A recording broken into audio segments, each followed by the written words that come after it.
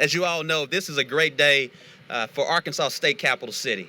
One, as we're focusing on uniting, growing, and transforming. And when you think about transformation, what better way to transform a city than focusing on infrastructure? Infrastructure truly is the economic foundation for jobs and growth. We're very excited today to host as well as welcome to the city U.S. Department of Transportation Secretary Pete Buttigieg. As we all affectionately know and call him Mayor Pete, as he arrived on the scene from South Bend. He's a dear friend, a dear colleague, and as a former mayor, he understands just how important infrastructure is to transforming a city. But most importantly, as he will share with you today, he is one of the great surrogates for President Biden and what he's doing now with the Biden infrastructure plan, which brings forth somewhere around $55 billion to focus on rail, river, road, air. What's essential about the city of Little Rock, we're here not too far from downtown Little Rock, and what is cool about the city of Little Rock is that we have river, rail, road, and air all centrally located, not only here at Arkansas State Capital City, but in the South. And as we continue to focus on how we're growing forward in the South to be a new catalyst, it all starts with infrastructure. Now, we know that the Secretary is here to focus on airport safety. Another great thing about Arkansas State Capital City is the Little Rock Airport, the Bill and Hillary Clinton National Airport that really focuses on a lot of economic drivers for our state's capital city. As being led by Brian Malinowski, who's our executive director here today, very grateful for him, as well as the airport commissioners, and most importantly, the team members here at the Little Rock Airport. We're very grateful for them because it does not work without them, and we're so grateful. That being said, we're going to now have Brian Malinowski kind of set the stage for us all today.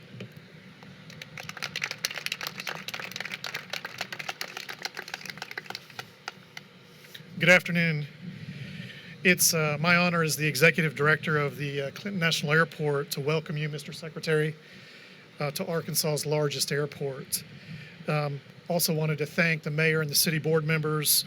We're blessed to have a city with governance who appreciates the value of our airport and supports us in so many ways. I'd like to recognize our airport commissioners that are joining us today, Vice Chair Stacy Hurst and Commissioner Tiffany Mays.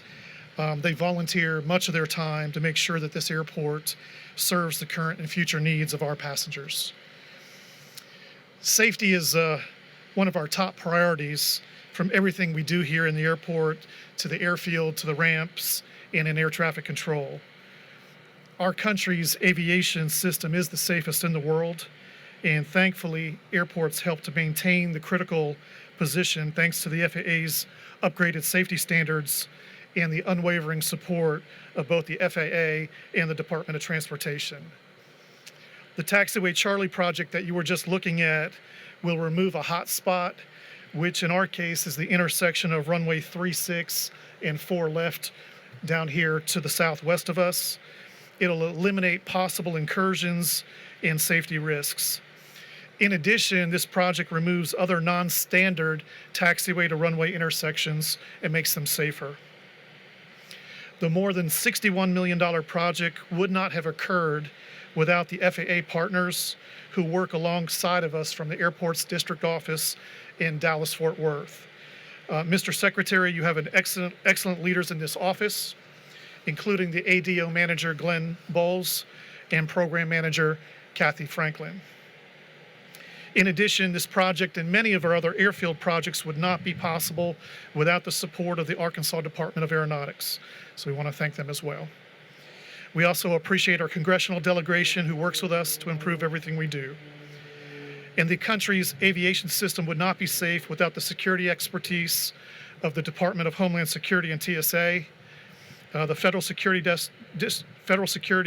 Director for Arkansas, Mr. Tim Broyer, is with us here today. Thank you, Tim, for joining us. And please know we appreciate you and what your staff does as well.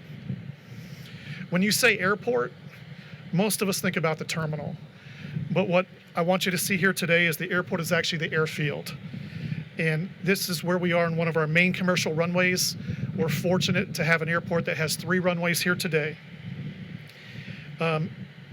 These connect our surfaces, and the airport makes up about 2,200 acres in total. Little Rock is one of the top 100 busiest airports in the country. Our passenger traffic is up 20% so far for 2023. And we have more than 2 million passengers last year and over 82,000 operations on the airfield. Thankfully, we're busy. But our 50-year-old terminal was designed for about 400,000 passengers, and the FAA is helping us to modernize that as well. Thankfully, the airport was recently awarded an $8 million BIL grant to assist in building a central utility plant so that we can move forward into our phase 2 and build a new baggage claim and concourse.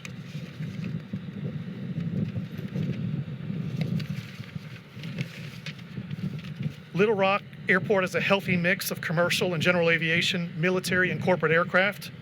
From Dassault Falcon Jet behind you, their worldwide completion center where planes are flown in from France for completion and delivery in Little Rock.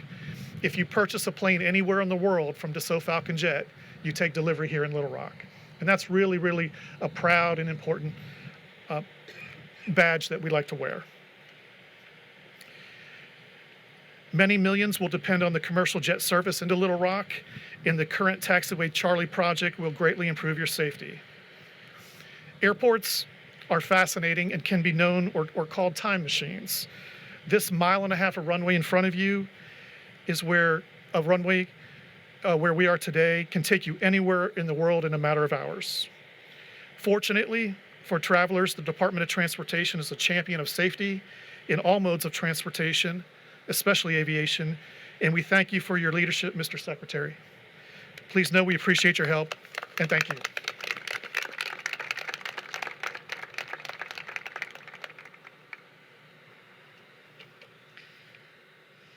Hello, everyone. My name is Dustin McCabe. I'm the FAA Air Traffic Manager here at Clinton National Airport. Because the airport is the largest commercial airport in Arkansas, we see different types of users of all kind in our airspace. Just here we have 6 airlines. We have hundreds of general aviation pilots, military operations, and much more. Last year, air traffic controllers here at Clinton National Airport worked over 90,000 operations in our airspace. That included 9,000 military and general aviation practice missions just here alone at the airport. That means we have a wide range and a variety of aircraft taking off and landing. Anything from a Cessna 172 to a Dassault Falcon Jet to a Boeing 737 to an Airbus 320. They each use the airfield differently, have different performance characteristics, and enter and exit from different areas on the airport. Anything we can do to simplify the airfield helps us do our job and keep everyone safe. This multi-phase project does exactly that. From my perspective in the tower, the taxiway redesign assists air traffic in continuing to provide the safest and most efficient operations here at Clinton National. We look forward to our continued collaboration with the airport and contractors as we move this project forward. Our bi-weekly meetings with the airport and contractors ensure a seamless process for the construction to continue and to keep aircraft moving safely through the airport. And now, Mr. Secretary, if you'd like to say a few words. Thanks very much. Well, good afternoon, and thank you, Dustin, to you and all of our colleagues at the FAA for the critically important work that they do. I want to thank Director Malinowski and all of his colleagues at the airport, both for hosting us and for the very important economic and safety work that you oversee. I'm so pleased to acknowledge my predecessor, Secretary Slater, who is generous with his time and advice when I come to seek wisdom from somebody who has been in the role and from whom I've learned a great deal. Thank you for your friendship and for your service.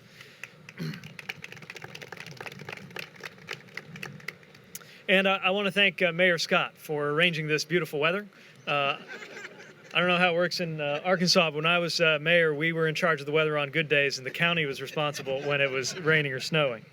The mayor and I caught up about his priorities, his focus on public safety, on the future of parks in this community, and on economic growth, and his attention to the economic engine that is this airport is something that I want to echo and acknowledge, because that's one of the reasons why we are making these kinds of investments. In fact, talking with him reminded me of my mayor days, and one of the things that we had not far from where I lived was an intersection that was an accident hot spot where 5 different roads crossed, notoriously known in town as the 5 Points. And one of the things I was pleased to see on my watch was for that to be removed and replaced with a safer design. So I couldn't help but think of that when we saw the former 5-way intersection over here. That kind of configuration is no more desirable for aircraft taxiing than it is for cars. And that is just one of the things that the airport here has adjusted and addressed with help from federal funds. I think so many Americans are accustomed to the fact that aviation is the safest mode of travel and that U.S. aviation is the safest, most complex system in the world, that it can sometimes go without saying. But we're here to talk about that safety and focus on what it's going to take to sustain it. It is a marvel that a form of transportation that involves flying miles above the surface of the earth in a metal tube at nearly the speed of sound results in millions of Americans being returned safely to Earth every single year. And yet it's something that we all but take for granted, and yet we must not. It is the result of decades of hard work from people across the aviation sector, from pilots and flight attendants to engineers and designers to airports and airlines, air traffic controllers and technical personnel, TSA agents and other security personnel, and ordinary citizens, some of whom got into advocacy because they lost loved ones in crashes and have dedicated their lives making sure that no one else will. In recent decades, the aviation community and the FAA came together to do something that might once have been considered preposterous, which was to move to a world in which there would be 0 commercial airline crash deaths in the United States. And that is what has been the case for many years going. A phenomenal achievement that we dare not take for granted. And as technology advances and behaviors change and air travel increases, our safety journey has to continue, recognizing that safety is not a destination, it's an ongoing process. It requires vigilance, it requires investment in people, and it requires investment in physical infrastructure, which is why we're here. That need for the investment in the physical infrastructure of our country is what led the president to prioritize infrastructure and get the bipartisan infrastructure law through Congress, and it's part of a bigger investment agenda for President Biden. His focus on investing in America is designed to help rebuild the American economy stronger than it ever was, and it's already working. 16 million more households have access to affordable high-speed internet. Seniors on Medicare and millions more can get insulin now for just $35 a month. And we've seen the creation of 12 million new jobs since President Biden took office, including 800,000 manufacturing jobs, bringing unemployment near a 50-year low in this country. And a cornerstone of that agenda of investing in America is, of course, our infrastructure. We are modernizing everything from roads and bridges to ports and airports so that people and goods can move efficiently and, most importantly of all, safely. And just as we set out to eliminate commercial plane crashes years ago, today we have to eliminate serious close calls as well. While they remain extremely rare, it is a reality that we must confront that in recent months we've seen an increase in the number of those close calls. There are more mistakes than usual happening across the system on runways, at gates, in control towers, and on flight decks. And that is something we must confront proactively, and we are. Again, that means investments in people and equipment. It's why the FAA convened a safety summit recently to refocus America's aviation sector on safety issues. It is why the SAFO, or Safety Alert for Operators, recently went out, and it's part of why we have been proud to provide over $41 million to reduce confusion and risk on this airfield here in Little Rock. This funding is helping to rebuild Taxiway Charlie to eliminate some of the complicated entries and exits, as well as remove that 5-way intersection and prepare this airport for its future needs. It'll help prevent aircraft from mistakenly using the wrong runway for takeoff in an area where the 2 runways converge at their ends. It's important work that will make this airport significantly safer, and so I was pleased to hear about the completion of Phase 1, the ongoing work on Phase 2, and the visions for Phases 3 and 4. Now, in the past 10 years, we have awarded this airport well over $100 million in federal funding to support things like this taxiway project, like runway safety projects, and expanding the overnight ramp. And thanks to President Biden's infrastructure law, we've been able to award the airport another well-deserved $8 million to help build that central utility plant anew and support future terminal expansion, all while improving energy efficiency by 30%, which means savings for passengers and taxpayers. This is funding that is not only making it safer and easier for passengers to get around, it's creating new jobs for this community and protecting those jobs that already exist. Airports are an economic engine for communities that surround them. That's why supporting airports and the workers who run them and the passengers who count on them has been such a priority for the Biden-Harris administration. Now, if we think back to year one, the biggest concern for our aviation sector was whether it was going to stay in business. And in President Biden's first year in office, we helped keep airports and airlines from going under during the worst days of the pandemic, protecting tens of thousands of aviation jobs through the American Rescue Plan. And then air travel in our second year came roaring back faster than even the most optimistic scenarios envisioned.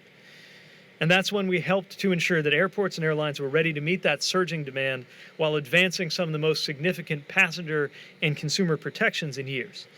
This year and beyond, we're focused not just on recovering from the events of recent months and years, but on positioning the aviation sector for success in the years and the decades to come. That's what our Investing in America agenda under President Biden's leadership is about. Setting up the American people and economy for success.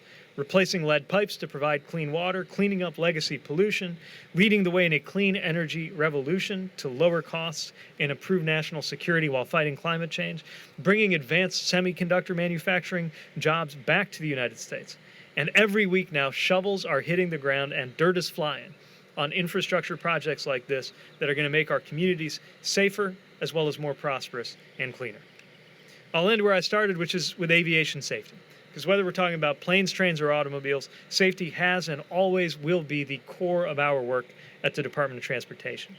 It's a mission that I know every airport, every airline, and every aviation worker in this country shares. And together, we have to continue the work of making sure this, our most complex mode of mass transportation, also continues to be our safest. And I know we will continue working together on everything required to make that happen. So congratulations to Little Rock. You've got a lot to be proud of, and no pressure, but I'm looking forward to seeing the successful completion of these projects and many more in the future. Thanks again for having us over.